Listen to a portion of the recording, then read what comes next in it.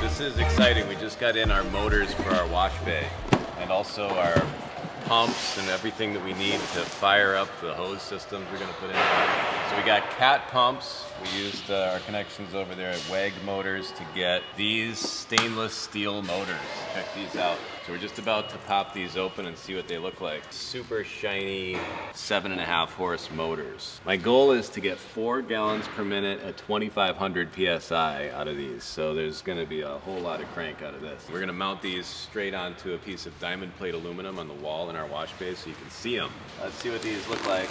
We need to put the motors and the pumps together so that we can see the size, so that we know exactly where to put our electrical on the wall. Oh wait, these just lift right off. Well, that's nice. Whoa. Boy, WAG knows how to get it done, man. These are like cheater crates. Yeah. Should we have waited till Christmas to pop these open or what? Oh man. I wonder if we can polish these even more. I bet you we can. I mean, they're stainless. Oh, what a nice looking motor that is. Washdown rated too, man. The WAG Shark. Let's get that fork truck over here and throw some straps on that lifting point. Keep going. That's good. We good, we good. Man, those are some crazy motor mounts.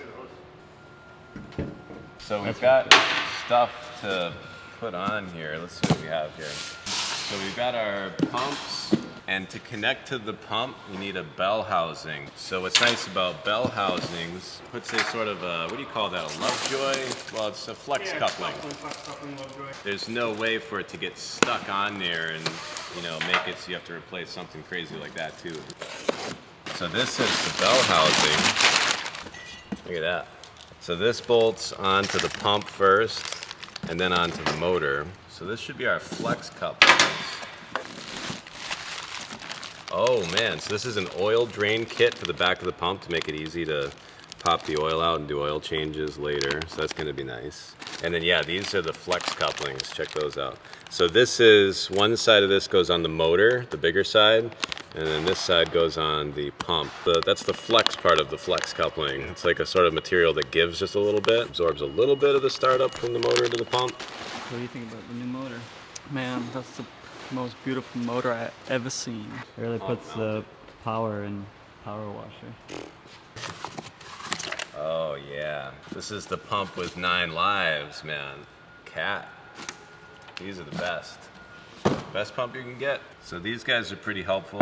We looked through everything they had, and this is the one that we chose to use. We've used this one before. It's a good, reliable pump that's worth rebuilding. You know, you got your valves on here and your seals that are, you know, once you replace those, the thing just keeps on going. So I've seen these pumps last upwards of 30 years. Well, it's pretty brand new. Yeah, man, we're gonna keep it that way too. So all we gotta do is we mount our bell housing on here like this, and then we can slide this whole fixture onto the motor. The first thing to mount the bell housing that you do is you take these bolts off the pump, replace them with the bolts that come with the bell housing. And then once that's on there, you can put this half of the flex coupling in place. Keep this thing a little safer. 242. 242 is the Loctite of choice. Yep. Oh, we got our sticker to make sure you don't put your fingers in there. That's useful. So these are going to be the bolts that go on the motor once everything else is attached. And they have these tapered stainless screws to go through the bell housing into the pump, and these crazy lock washers because you don't want it to ever come off again. And we'll also put Loctite 242 on these. This thing's going to crank so hard we're not even going to be able to hold on to it. So on your bell housing, you have a little logo right here. You want to make sure that that's oriented in the right direction, or else it'll drive you crazy later when you notice it's on sideways or something.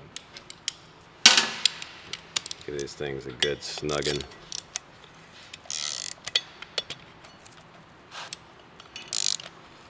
Alright, so now we got our bell housing on our pump. We just need to throw these flex couplings on now and sort of dry fit it just to make sure that they're at the right spacing. So this coupling has a couple of hex key set screws on it that you want to tighten down once it's in place. But we won't tighten those down until we know the spacing is just right. Generally, this the adjustments on the motor side more so. The pump is usually just on all the way. Just needs to be coerced a little bit. Oh, there we go. That's it, man, right about there. You just want them to be fully kind of contacting each other, but not like pressing against each other at the same time. It's like a handshake, not a hug. It's a handshake, not a hug. I like that. That's perfect. For good measure, we'll throw some of our Loctite 242 on these. Perfect.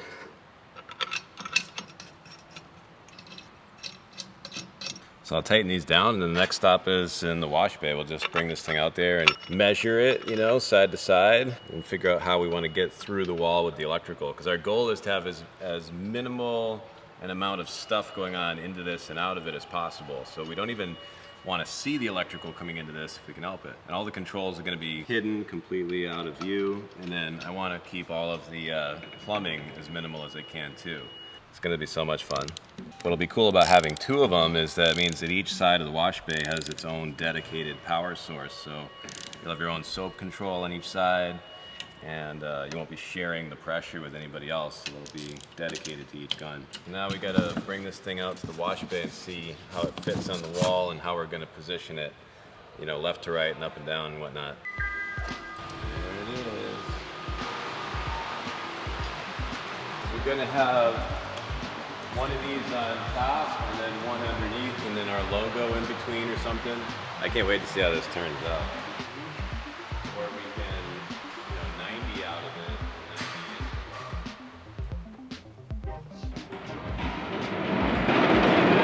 I just finished making this template. So these are the hole patterns for the machines. I'm gonna use this to now drill through this diamond plate. So let's see what this looks like actually. I haven't even seen this, I just cut this open. Oh yeah, dude. So this is gonna be our scrap piece. I'm gonna use 2 feet of this to go over on the wall over there see where that masking tape is over there? So that's gonna basically be our mounting point for our hose reel. We're gonna use a 100-foot spring wound reel and mount it on the back wall. That way we can go inside of a trailer if we need to do like a trailer washout. And then we'll have our zip lines going down the outsides of the full length of the truck on both sides. There's gonna be a couple more penetrations on this diamond plate when we're actually done, because I want it to be super, super clean. So there's really only gonna be a couple tubes coming out of the pump, and then we're gonna have basically a pressure gauge, and the unloader valve is gonna be mounted to the diamond plate. So everything will be hidden behind the wall. So it's gonna be super streamlined looking.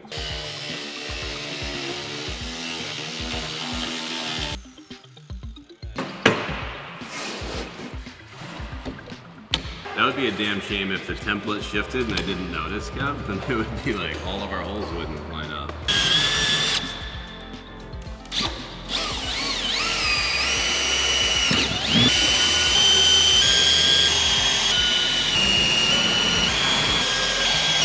Oh, dude, that's all of them. So now I gotta open these up to what they're actually gonna need to be. I'm gonna do 1/2-inch holes for the threaded rods that are gonna come through and mount the motor. And then this will be like a 3/4-inch hole for the oil drain line. And then this will also be a 3/4-inch hole for the electrical conduit into the back of the motor. So we won't even see like any of the wires coming into the motor. It's all gonna be super clean. And hopefully it fits. That's a big factor too. That's it. How about that? Would you look at that? Just look at it. That's what we call dead nuts. It's not cool enough. You can see ourselves in it. That's cool, man.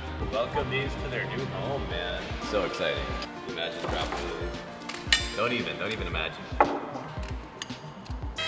want to try rotating it while it's low like that? Or? Yeah.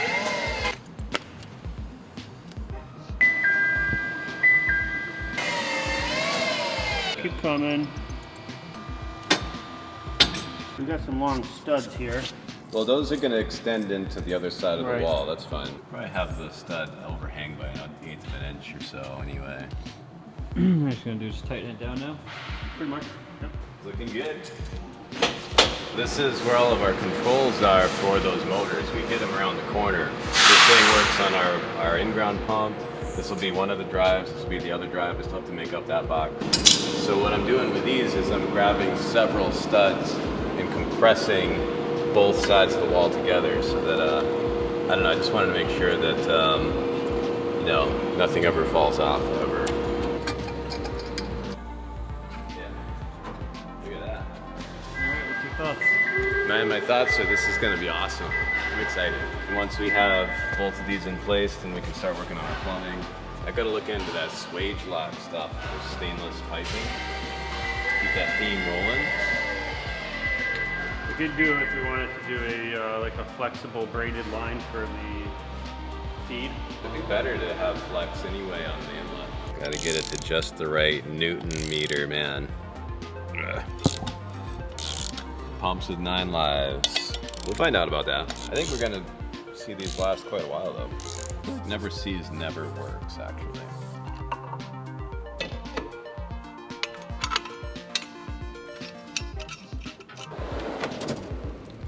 Oh man, 3/4.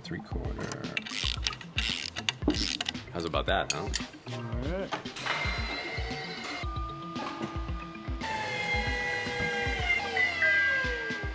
Drive number 2 coming right up. Ah!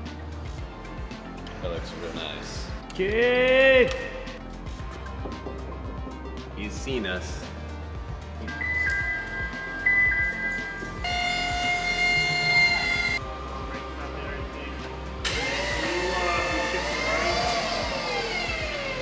This looks like food grade level. I guess it is technically food grade level. Yeah, that's why it's the same. We're on the inside with the red LED. Oh, When you turn it on, that'd be cool. it's kind of like an afterburner. Orange would be cool though. Don't get too close. It'll On suck fire, watch out, it's hot! Are we running hot water? We will be at some point, not right away. I'm almost more curious to not use it so that we're forced to make sure our soaps are as good as possible. Yeah, That's true. It's so pretty, man. Now we gotta get our logo in the middle and put our steel banding. We got a stainless steel 2-inch strip. We're gonna take weld together and make a sort of a frame for that, and we're gonna put lighting around the edges.